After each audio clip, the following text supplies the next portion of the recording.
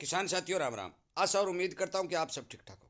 साथियों, आज हम चर्चा करने जा रहे हैं कि जो हम नरमा की बिजाई करने जा रहे हैं, उस नरमा की बिजाई के अंदर उस नरमा की फसल को कौन सी जरूरी खादों की जरूरत पड़ती है। और साथियों, वो खाद जो मैं बताने जा रहा हूं वो बेहद जरूरी है। यदि आप उन खादों का इस्तेमाल करेंगे तो जमीन की भूख मिटेगी। क्योंकि मौके के ऊपर जो हमें सिनेरियो निकल के आ रहा है कि लगभग लगभग खेतों के अंदर जमीन पूर्णतया भूख मर रही है। भूख मरने का मेरा कहने का मतलब यह है कि जमीन के अंदर काफी मात्रा में पोषक तत्वों की भरपूर कमी होती है। और यह बात किसान को कोई समझाता नहीं है। मैं प्रूफ के साथ, आपको उदाहरण के साथ हर बात पूर्णतया समझाने की कोशिश करता हूं कि आप जो भी फसल बोते हो उस फसल को इस चीज की जरूरत पड़ती है और आप जमीन के अंदर इस चीज की पूर्ति करें। साथियों, मेरी बात गौर से सुने। करें या नहीं करें वो आपकी मर्जी, बताना मेरा फर्ज है। मैं जो बात बता रहा हूं वो यदि आप विचार करेंगे तो आपको खुद ब खुद पता चल जाएगा कि वास्तव में कहानी ये है। साथियों, इसीलिए तो मैं कहता हूं कि डॉक्टर लोग आपके पास आते जरूर है, परंतु इस तरह की बातें वो नहीं बताते, क्योंकि वो फील्ड में नहीं घूमते, किताबों में लिखी हुई बात बताते। और किताबों में लिखी हुई बातों से खेती नहीं की जा सकती, किताबी किसान नहीं बना जा सकता। धरातल पर जो काम किया जा सकता है, उसी काम से जो अनुभव प्राप्त होता है वही असली डॉक्टर होता है। इसलिए कृपया करके इस तरह की जानकारी आपको मिलती रहे, इस चैनल के साथ सब्सक्राइब करके सामने वाली घंटी का बटन दबा ले, ताकि आपका खर्च भी वेस्ट नहीं हो और आपका जमीन के अंदर किसी भी प्रकार के पोषक तत्वों की कमी नहीं रहे। अब सुनिए कि हम नरमा के अंदर कौन सी खाद डालते हैं, जरूरी डालनी चाहिए। नंबर एक, हम डीएपी डालते हैं। साथियों, डीएपी के अंदर फास्फोरस और नाइट्रोजन दोनों होते हैं। तो फास्फोरस क्या काम करता है कि वो जड़ को बढ़ाने का काम करता है। तो ये बात जायज है कि आधा कट्टा एक कट्टा जितना भी आप समर्थ है जमीन के अंदर डीएपी जरूर डालें, क्योंकि वो फास्फोरस की पूर्ति करेगी। नंबर दो, आप सभी को पता है कि बहुत बड़े एरिया के अंदर सरसों की खेती करने के बाद नरमा की बिजाई की जाती है।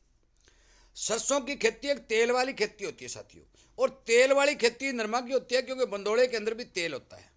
साथियों, आप सभी को इस बात का पता है कि सल्फर और कैल्शियम दोनों ही पोषक तत्व जो हैं ये तेल के अंदर मौजूद पाए जाते हैं। जब हम सरसों की खेती करते हैं तो जमीन के अंदर जो पोषक तत्व मौजूद होते हैं, सल्फर और कैल्शियम, वो दोनों के दोनों ही सरसों में जो तेल की मात्रा है उसके अंदर जमीन से खींचकर दाने में आ जाते हैं। वो जमीन में उन दोनों ही पोषक तत्वों की काफी कमी देखने को मिलती है। जब कैल्शियम और सल्फर की कमी होगी तो साथियों जमीन की भूख बढ़ जाएगी। ये आप पक्का मान के चलो। एक उदाहरण के तौर पर मैं आपको बता दूं कि लगभग लगभग 8 कुंटल सरसों के अंदर 22 किलो सल्फर जमीन से निकल जाता है। तो फिर नरमा के लिए जो सल्फर चाहिए वो जमीन कहां से लाएगी। इसके लिए हमें एक्स्ट्रा से सल्फर देना बहुत जरूरी है। साथियों, नंबर एक डीएपी। नंबर दो, इस सल्फर और कैल्शियम की पूर्ति करने के लिए अब एसएसपी का प्रयोग आप कर सकते हैं। सिंगल सुपर फास्फेट यदि आप डालेंगे तो आपको बेनिफिट मिलेगा, क्योंकि इसके अंदर सल्फर भी होता है, कैल्शियम भी होता है और इसके अंदर फास्फोरस भी होता है। यदि कोई किसान भाई सल्फर ये एसएसपी नहीं डालना चाहता, वो कैल्शियम जो बूझा हुआ चूना है, पाउडर रूप में आता है चूना, जो कड़ी सफेदी होती है ना अपने, उस सफेदी को बुझा करके पीस करके तैयार किया जाता है, वो चूना जमीन के अंदर डाल सकता है और सल्फर अलग से दे सकता है 5 या 7 किलो। क्योंकि अब सल्फर मुख्य पोषक तत्व बन चुका है, क्योंकि लगातार हम तेल वाली फसलों की खेती कर रहे हैं और तेल में सल्फर और कैल्शियम की मात्रा अत्यधिक मात्रा में पाई जाती है। इसलिए जमीन में ये दोनों ही पोषक तत्व देने बहुत जरूरी हो चुके हैं साथियों। और यदि आपको बूझा हुआ चूना भी नहीं मिलता है तो आप 5-10 किलो कड़ी भी डाल सकते हैं। इसमें भी आपको कोई ज्यादा नुकसान होने वाली बात नहीं है। परंतु सल्फर अलग से आपको डालना पड़ेगा, चाहे दानेदार डालो चाहे पाउडर फॉर्म वाली डालो चाहे 90% वाली डालो। पर मैं ज्यादातर सिफारिश करता हूँ या तो आप दानेदार डालो या फिर आप 80 WP जो वाली जो सल्फर आती है, जो साथ में फंगिसाइड का भी काम करती है, उसका भी प्रयोग अपने खेत में जरूर करो। ये 3 प्रकार की खाद होगी ये साथियों। एक डीएपी जिसमें फास्फोरस और नाइट्रोजन होता है, दूसरा सल्फर, कैल्शियम। 3 प्रकार की खादें नरमा के अंदर बेहद जरूरी हैं। अब बात रही चौथी खाद जो सी हम कौन सी डाल सकते हैं। आप सभी को पता है कि हमारे खेतों के अंदर लगभग लगभग ट्यूबवेलों का पानी लगता है और ट्यूबवेलों का पानी जिस खेत के अंदर लगेगा वहां को ऊपर सोडियम की परत जम करके वो ठोस अवस्था में पड़ी रहती है। ये बात मैं कई बार कह चुका हूँ। उस ठोस अवस्था को घुलनशील रूप में लाने के लिए हमें जिप्सम का प्रयोग करना पड़ेगा। साथियों, यदि आप खारे पानी का जहां इस्तेमाल करते हैं उस खेत के अंदर जिप्सम का प्रयोग करेंगे तो आपको बेहतर रिजल्ट देखने को मिलेंगे। जिप्सम एक बहुत बढ़िया, बहुत ही महत्वपूर्ण खाद है, परंतु इसके बारे में कोई विचार नहीं करता, इसका कोई प्रचार नहीं करता, जिस कारण किसान जिप्सम डालने से हिचकता है। और साथियों, जिप्सम अब डालनी कोई कठिनाई नहीं रही है। दानेदार फॉर्म में भी जिप्सम आ चुकी है। मैं जो जिप्सम यूज करता हूँ वो 280 रुपये प्रति बैग के हिसाब से मेरे घर पहुँच हो जाती है। मैं आपको बता देना चाहता हूँ कि इसका ज़्यादा खर्चा भी नहीं है। यदि 2-3 बैग आप प्रति एकड़ के हिसाब से जिप्सम का प्रयोग करेंगे तो आपके खेत के अंदर जमी हुई सोडियम की परत जो है वो ठोस अवस्था में पड़ी है उसको घुलनशील रूप में कर देगी। जब भी आप नहर का पानी लगाएंगे या बरसात होगी तो वो घुल करके नीचे चली जाएगी। साथियों, आप जिप्सम डालेंगे, सल्फर डालेंगे और कैल्शियम डालेंगे और डीएपी डालेंगे तो उसके साथ यूरिया चली जाएगी। यदि कोई किसान ऊपर से डीएपी नहीं डालना चाहता है तो बेशक मत डालिए, क्योंकि नरमा के फसल को ज़्यादा नाइट्रोजन की जरूरत नहीं होती। थोड़ी बहुत जरूरत होती है, जितनी भी वो जमीन से डीएपी के साथ मिल जाती है, और बाकी वायुमंडल की नाइट्रोजन नरमा खुद व खुद खींच लेता है।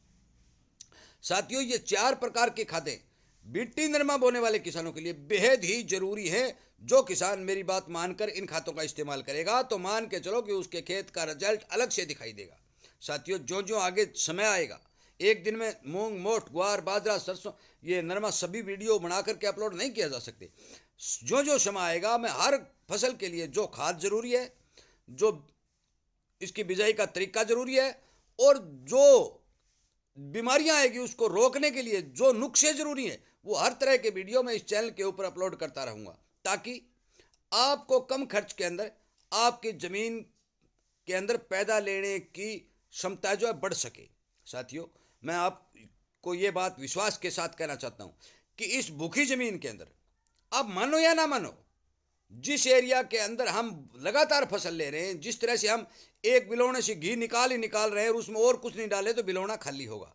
इसलिए कृपया करके मेरी बात पर ध्यान दें। जमीन की भूख मिटाने के लिए, जमीन के अंदर पूरी पैदावार लेने के लिए जमीन के अंदर पूरे पोषक तत्व करें, ताकि उस पौधे को सारा सामान बराबर समान मात्रा में मिले और पौधा नुकसान में न आए। साथियों, मेरा एक ही ध्येय, एक ही कोशिश है कि आप जो फसल कोड़ चाव से बोते हैं वो आखिर तक आपको ठीक पैदावार दे, ठीक प्रोडक्शन दे, ताकि आप खुशी से उस फसल को निकाल करके अपने घर ले आएं। साथियों, जिस खेत के अंदर इन पोषक तत्वों की कमी होगी, उन खेतों के अंदर जो नरमा बुआई होगा उनमें बढ़वार भी कम होगी, पीलापन भी आएगा, उसके बाद में फाड़ भी कम रुकेगा। और उखेड़ा जो बीमारी है उसके लिए मैंने एक वीडियो पहले बना भी दिया है। भी उखेड़ा रोकने के लिए आप गौमूत्र का इस्तेमाल करेंगे तो आपको बेनिफिट मिलेगा, और वो किस तरह करना है मैंने उस वीडियो में बताया। यदि इस तरह की बीमारियों को रोकना है तो आपको जमीन की इम्यूनिटी बढ़ानी पड़ेगी, जमीन में पोषक तत्वों की पूर्ति है वो पूरी करनी पड़ेगी। इसलिए कृपया करके मेरी इस बात पर ध्यान देकर हर किसान को शेयर करें और ज़्यादा से ज़्यादा समर्थन देकर किसान हित में काम करके हर किसान को समझाने की कोशिश करें कि इस बारे जो रिजल्ट निकल के आ रहे हैं वो ये हैं कि ज़मीन के अंदर पोषक तत्वों की कमी है, इसलिए उसको पूरा किया जाए। साथियों, इन्हीं बातों के साथ वीडियो को विराम देते हुए मैं आप सबका धन्यवाद करते हुए ये उम्मीद करूंगा कि आप मेरी बातों पर जरूर ध्यान देंगे, हर किसान तक शेयर करेंगे, लाइक करेंगे, और यदि आपका कोई प्रश्न होगा तो कमेंट के माध्यम से कर देंगे। नहीं, बाकी मेरे नंबर भी बहुत से किसानों के पास है, मेरे चैनल पर भी नंबर है, आप फ़ोन पर डायरेक्ट बात करके भी पूछ सकते हैं। आपका बहुत बहुत धन्यवाद।